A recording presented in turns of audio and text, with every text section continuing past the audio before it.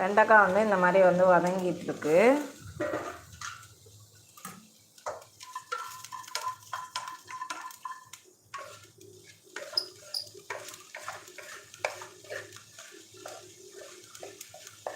இதில் வெண்டைக்காய் வந்து நல்லா வெந்துருச்சு.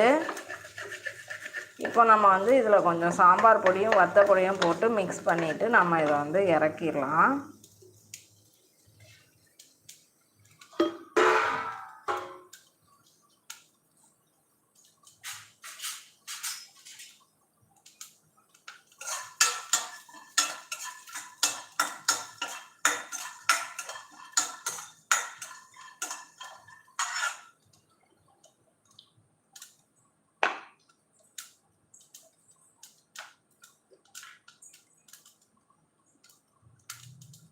நான் வந்து ஒரு 1/2 டீஸ்பூன் அளவுக்கு சாம்பார் பொடி வந்து போடுறேன் பொரியலில்.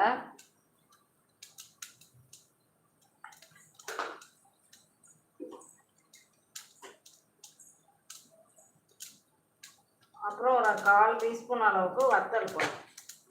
சால்ட் வந்து ஆல்ரெடி போட்டிருக்கோம்.